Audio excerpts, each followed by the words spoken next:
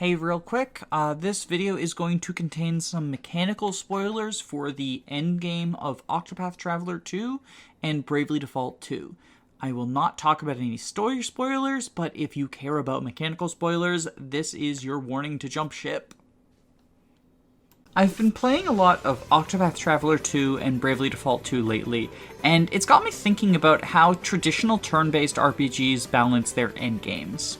Typically, for me, the endgame is the part of a traditional turn-based RPG that I fall off of hardest. While the combat tends to be exciting and carry me through the beginning and mid-game of most RPGs, once you get to the end, I run into either one of two problems. Either you're so overpowered that you are deleting everything before it has a chance to do anything with you, or the enemies are so power-crept that it's not fun to engage with them. Typically, the RPGs that I finish are the ones that the story has me invested in, because for the majority of RPG combat systems, I just get burnt out by the end of an 80-hour experience. Now, with recent RPGs, including Octopath Traveler and Bravely Default series, they tend to mix up the combat by adding more systems and ways that they interact with each other than old school ones do, and I find that this can often extend the life of my interest in an RPG system.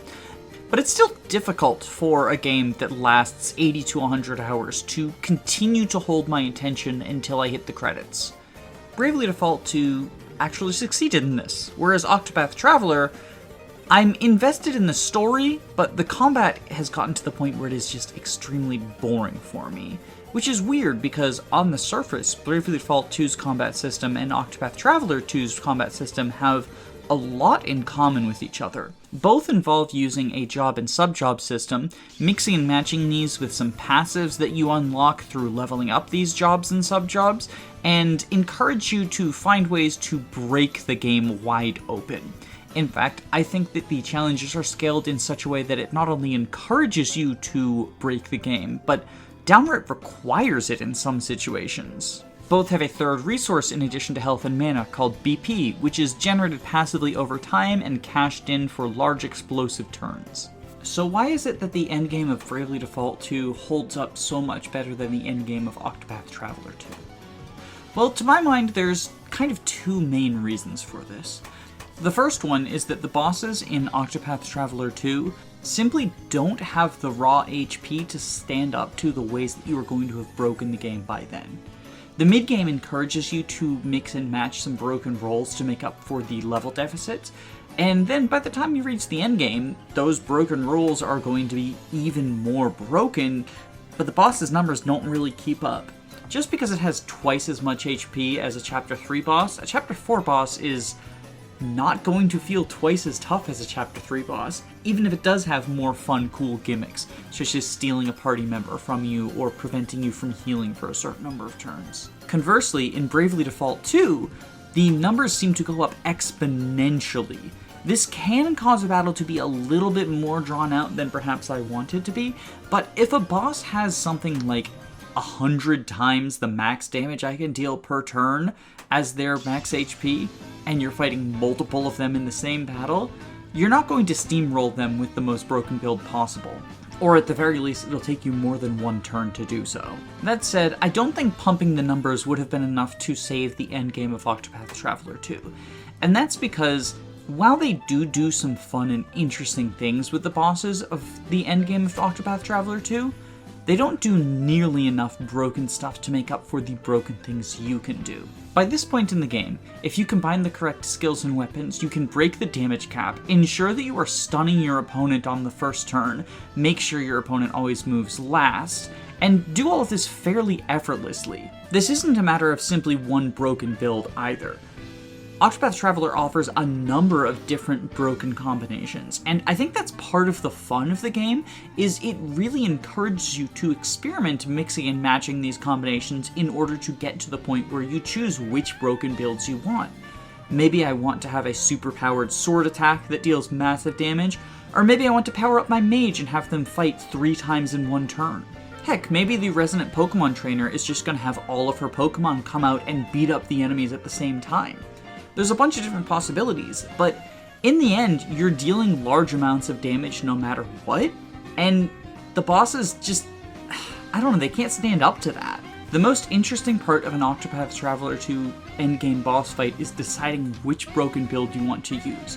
Once you've decided, you kind of just execute the steps and delete the boss. Bada bing, bada boom, we're done. On the other hand, Bravely Default 2 offers so many different broken builds, and ones that function very differently, that very often you will bring 3 or 4 different broken builds into the same battle, and you'll be making decisions on a turn-by-turn basis of what actions you want to do. While the things in Bravely Default 2 are definitely more broken overall than the things in Octopath Traveler 2, the enemies are scaled up to the point where you kind of need these insanely broken things. For example, you have the option to have guaranteed mana poison on enemies, causing them to lose their mana and end up wasting their turns trying to cast spells that they don't have the mana for. You can also do AoE damage equal to 3/4 of your HP in true damage, so you ignore enemies' defense. You can act 4 times a turn every turn with guaranteed critical hits dealing bonus damage. You can apply an AoE Resurrect All to all of your allies with none of the downsides that AoE spells normally come with.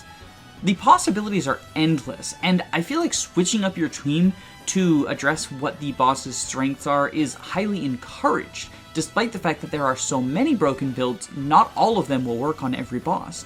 Some bosses might be immune to specific status effects, although notably none are immune to all status effects, so there's always something interesting you can do with statuses. On the other hand, bosses with higher magical or physical resistance might require you to go in with a different type of DPS build.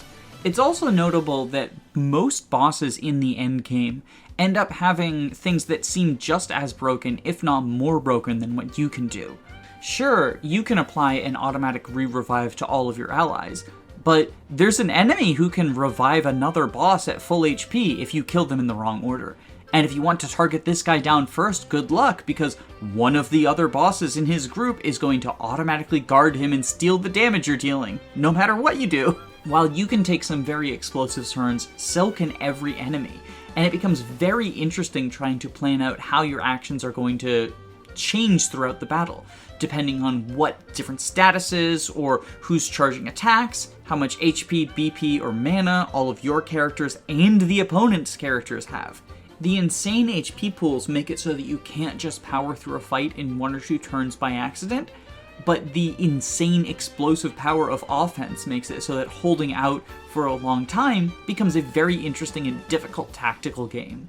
To me, it's really the only RPG I can say in a long time that I've still been interested in at hour 100. What can I say? Playing with broken toys is incredibly fun and satisfying, but only if you are also being bombarded with equally broken obstacles. I don't really have a deep conclusion other than that, but if you haven't played the Bravely Default series, I definitely recommend you check it out. They're not perfect games, but they're damn good, and they are, to my mind, the best example of how to give a player extremely broken toys and prevent them from getting bored with them.